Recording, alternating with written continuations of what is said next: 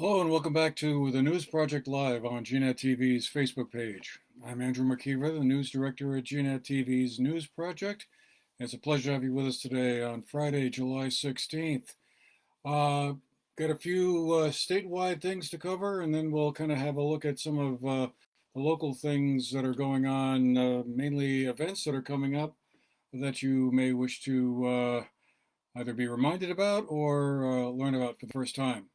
But we'll start off with the statewide picture. Uh, Kind of the most interesting story of this week, I thought, was Governor Phil Scott appointing Christine Hallquist, who, as many of you will remember, was the losing candidate in the 2018 gubernatorial race.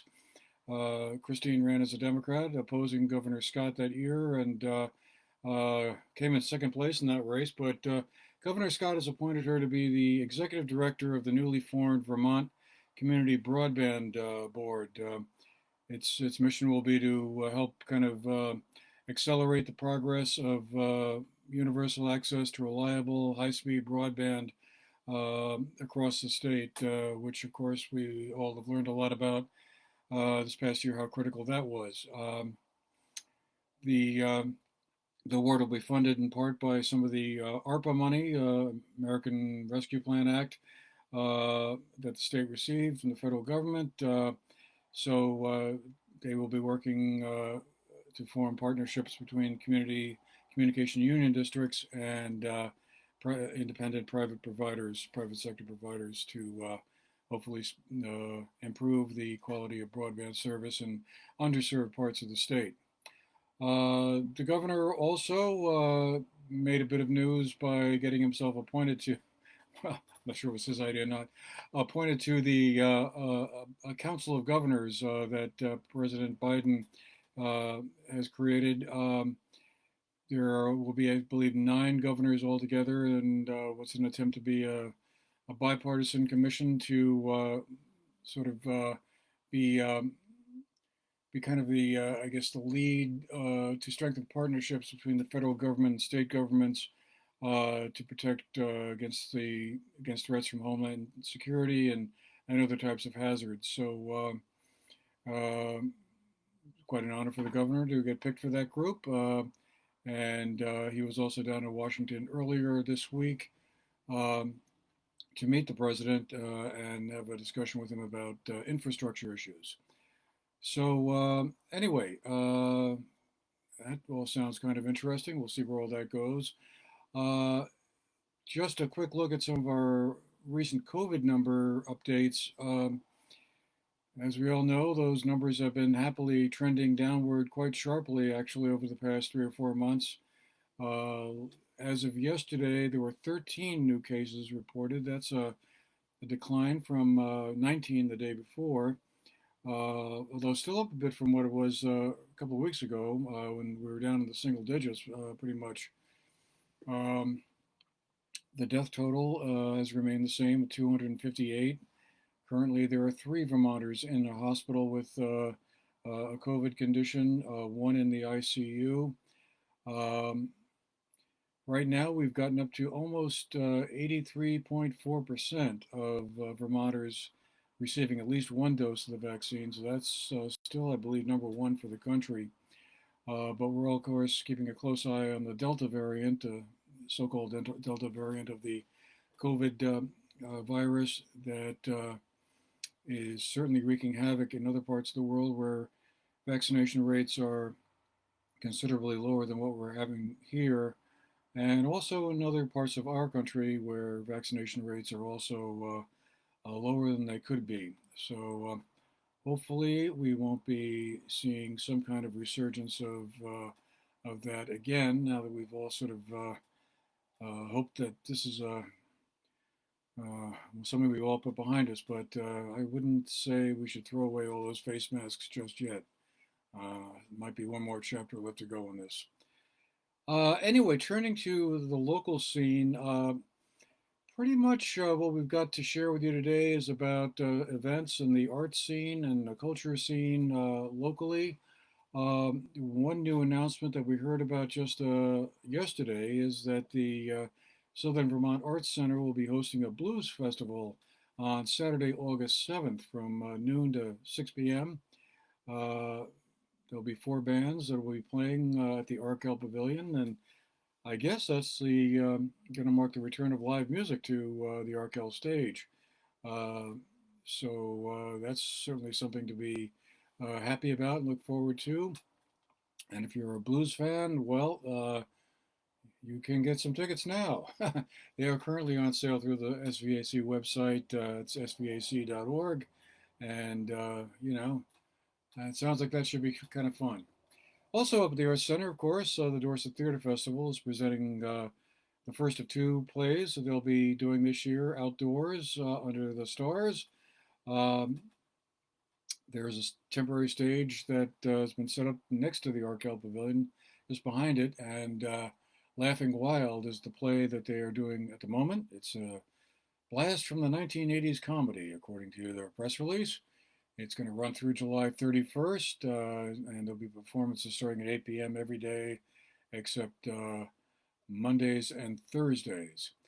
Um, that will be followed by a new play, a world premiere of a play titled Queen of the Night, which will begin on August 10th, and that will run through September 4th. Meanwhile, at the Weston Playhouse Theater, they are presenting a sort of a play about, I guess you'd call it, based on the Greek um, Iliad mythology.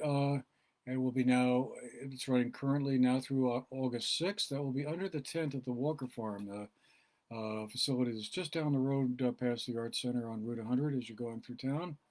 Um, so that will be, all you fans of Greek mythology will probably want to check that one out. It'll be followed by a musical about Dr. Seuss called Seussical. That'll start on July 22nd, running through August 7th, and also at the Walker Farm under the tent. Meanwhile, back down here in Manchester, the Manchester Music Festival resumes its performances on Thursday, the 22nd this coming week at 7:30. There'll be a main stage concert, and then a matinee also that day, Thursday the 22nd. Starts at 2. That starts at 2 p.m. You can get tickets at the Manchester Music Festival website, mmfvt.org, and I'm sure that will be a great show to catch as well. There'll be others after that as well. Meanwhile, of course, concerts on the green are back. The next one will be on Wednesday, the 21st. That'll be the Dina Chapel, or Chapelle, I'm not sure how to pronounce that correctly. Dina Chapelle Trio. It'll start at 6 p.m. at the Town Green in Manchester. Tomorrow, there'll be an event to honor Cheryl Stilson, who was a librarian at the Manchester Community Library, and before that, the Mark Skinner Library for many years. She passed away last year from ovarian cancer, and there'll be a walk that'll begin at the Manchester Rec Park beginning at 10 a.m. tomorrow, Saturday, July 17th, in her memory and honor. And folks are invited to kind of start there. There'll be a couple of different routes you can take, and sounds like that'll be kind of a nice event to honor somebody who certainly gave an awful lot to the town. Again, that starts at 10 a.m., runs till approximately 2 p.m. You can follow, by the way, all of these events and many more on the GNAT-TV's website, GNAT-TV.org. We've set up a new events page for you to kind of keep tabs on what's going on around the area. So just go to our website. You'll find it pretty easily, but it's an attempt to kind of provide a list of all the things that are going on that you may wish to know about. Otherwise, news-wise, going to have a segment next week about the Manchester Village Planning Initiative that's getting up to speed. They had a meeting there at the village office this past Wednesday. Some of the things they'll be looking at is the repurposing or use of the old courthouse and the intersection of Seminary Avenue and West Road and Route 7A. It is called a land use and connectivity study. So, we will be talking with some of the major players involved in that effort and hope to have a new segment ready for you by this time next week, if all goes according to plan. Uh, and also, I just wanted to point out, and you can see a segment about this on the GNAT-TV website or on our channels about the window dressers initiative. That's window dressers or window dresser is a kind of an insert that goes inside your window. You'd fit it in there in the wintertime to keep the cold or the warm air from escaping out of your house, keeping the cold air out. Um, and there'll be, if you think that you would like to get maybe some of these inserts built for your home, the sign up time is now. Go to windowdressers.org and scroll down until you find the section about the build outs that will be occurring here in Bennington County. One will be taking place in Arlington and one in Bennington. Those won't be happening until November, but you want to kind of get signed up now. And we're also looking for folks to help out to actually build the inserts that'll go in to keep the cold air out.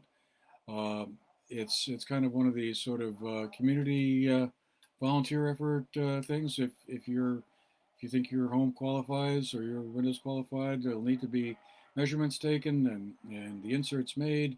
So you can also participate in the making of them.